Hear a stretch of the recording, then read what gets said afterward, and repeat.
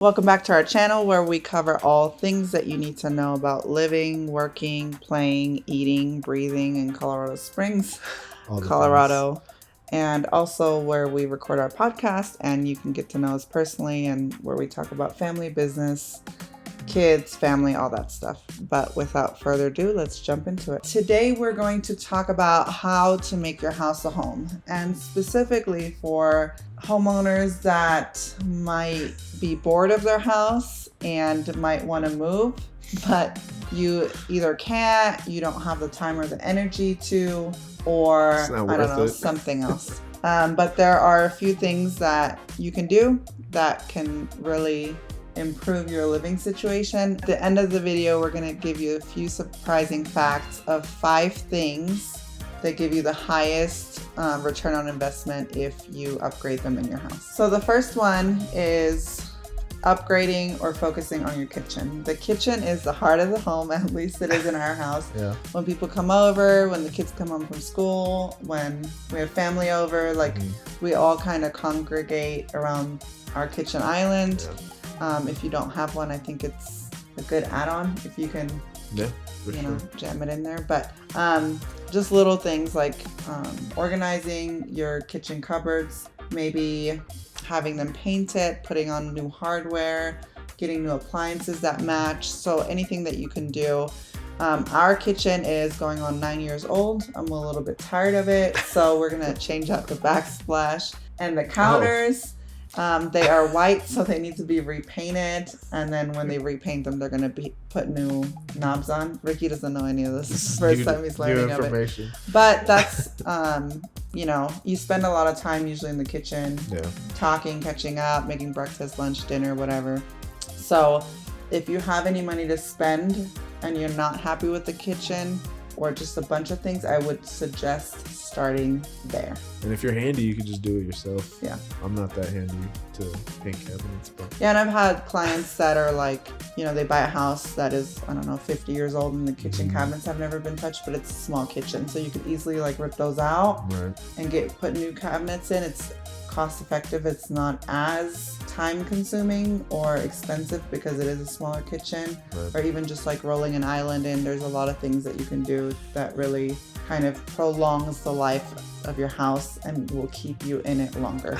And the next one is refreshing your paint. So you can paint the entire inside, paint 1 accent wall, paint 2 accent walls, or you could just paint the outside and just get a whole new house. So it just gives it a different look, cleaner feeling, a better feeling of it being some change. So that might settle your house hunting fever down a little. And especially if you bought a used home, and a lot of times there are different colors in every room, and it might not necessarily be the color that you would have chosen. If it's a darker tan, for example, and you like a crisp feel, if you go in and you have the entire inside painted a lighter color, it will make such a huge difference. And the same goes for older homes that are you might like the paint color, but it hasn't been repainted in 10-15 years. You're really supposed to have that repainted because there's scuffs, things that don't come off the wall. So a fresh paint job goes a very, very long way. The next one that we have is either refinishing your hardwood floors or replacing flooring altogether. I know for a lot of builder grade homes that have the carpet that the builder puts in, it lasts you 3 to 5 years, maybe 7 years if you don't have any pets. But having the floors replaced or your hardwoods refinished can really extend the life of the home and give it a new feeling. I know we had builder grade carpet and it was a yellowy color almost. Yeah. I never realized how yellow it was until I saw it next to the new carpet, but we got new carpet, we spent a little bit extra so that I could stay in the house even longer because Ricky doesn't want to move. But Ever. If you can spend the extra money on getting something high quality, it is going to make a big difference. I think flooring and paint are things that most people do when they do flips, when they want to get a good refresh. I mean, those are the majority areas are the paint, the walls, and then the floor. And the next thing is kind of an easy but really big difference maker. So just updating your mirrors. I know in our master bath we had, you know, the standard full size mirror across the, you know, double sink. So we tore that down and we just put 2 little cabinets with mirrors on there. And I mean, it's like we had a brand new bathroom. So yeah, obviously there's a bunch of different options that you can do. If you're not super handy, I'm not the most handy person, but we were able to do the mirror ourselves, and we learned some stuff and made a couple mistakes, but tape is definitely your friend when you're taking the other mirror down. Yeah. Also, if you just have a square mirror, you can sometimes just get like crown molding and put it around the mirror if you don't want to take it off, and that kind of adds a little bit of a designer touch and feels more intentional and more custom, and again makes you a little bit more happy in your house. The next one that we have is, we kind of already covered, but it's new hardware, whether that's in the kitchen, the bathroom, your doorknobs. Especially important for maybe if you have like an 80s or 90s home and they have like, gold is in again, but it's like the matte gold. The shiny gold isn't as in.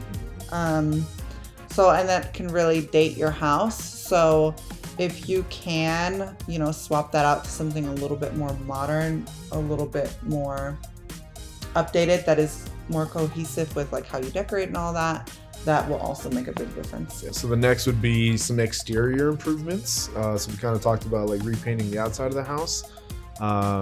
We ended up repainting our house, the outside, and then getting new shutters, like different colors shutters. So we have a different color scheme on the outside, and just made a huge difference. We planted a lot of, you know, little bushes around the front yard, new trees. We added some more rocks. In the backyard, we ended up putting some new grass. It's artificial grass, but it looks great.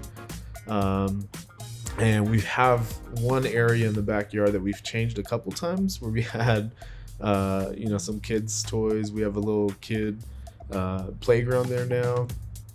So we're thinking about ripping that out soon and just kind of making something else in that area. But just a lot of small changes that you can make, and it makes a world of difference. Yeah, and then in the front we added pavers outside of the driveway on the right and the left. So now like when we pull in, we have extra space, and like we have like a little walking path to our front door. So all those little improvements kind of attach you to your house a little bit more, and it makes you a little bit more happier. And then instead of, you know, spending 20% on a new down payment on a house that is more expensive, you can do little things that are not as expensive and can really, you know, add to the overall feel of your house. With the exterior improvements, planting more green outside is important, and I think makes a huge difference if you have kind of a bare backyard. Getting that, you know, more trees, having more stuff, as he said, is very important.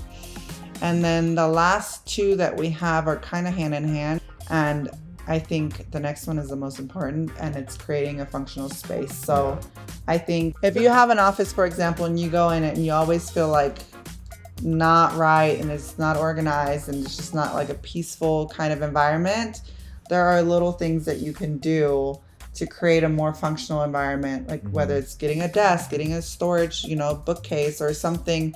Just look for something for the things that you have in that room, and what is the solution to making the space a little bit more organized and more functional, where it makes more sense. So, you know, if you're doing a lot of, I don't know, arts and crafts, maybe getting an art table, or if you're, you know, have a lot of paperwork flying all over the place, then maybe getting a filing system or a shredder to get rid of the documents, but just kind of tidying everything up and finding storage solutions to make more functional space, I think is super important. If you're working with a small home and you're not quite ready to upgrade, I think this is really important as far as getting, like, say for example, you don't have enough room in your bedroom, maybe getting totes that can go under your bed, or getting extra shelves to hang in your closet so that you have more space to hang things up. So just think about, what could I do to use this space a little bit more efficiently? And then the other one is,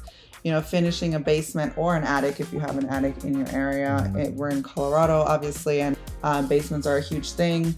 A lot of them are unfinished, so maybe, you know, instead of moving to a bigger, more expensive house, having a higher mortgage payment, maybe just take that money and put it into finishing your basement, maybe finishing one room and a bathroom, finishing a rec room, just something that fits your lifestyle, your needs, what your family needs. And your budget. Can really go a long way. Yep. So before we end the video, we have 5 things that we want to tell you that give you the biggest return on your investment if you put this money into your house.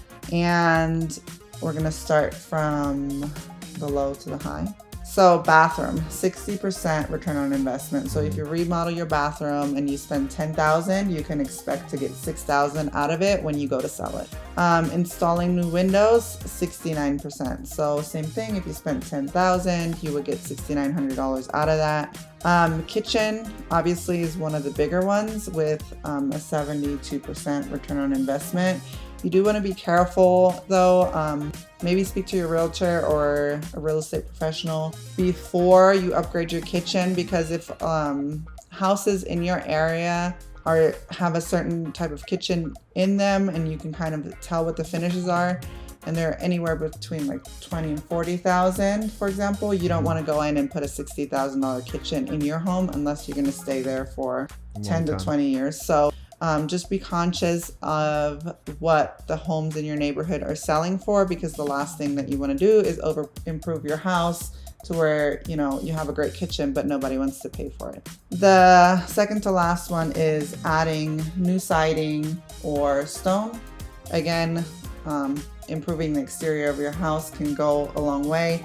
And this really ties into curb appeal. When people pull up to your house, you're going to sell it, and they see, you know, it's very inviting, it looks buttoned up, looks good, has some decorative accents with stone, it really can pay off and give you a good return on your investment. Again, you want to prepare with your agent and kind of compare to houses that are selling in the neighborhood to make sure that you're not spending an outrageous amount of money that you're not going to get back. So the one that gives you the biggest ROI is actually replacing your garage door, which some might not think of, but if you have a garage door that's 20, 30, 40 years old, replacing that will get you 94% of your money back. So hopefully this video was helpful on either what you can do to improve your house and stay in it, or if you're looking to sell your house in the future and you're trying to decide what money to spend on what. Hopefully that gave you a little bit of insight as to where to put your money to get your money back. Feel free to message us if you have any questions on your home,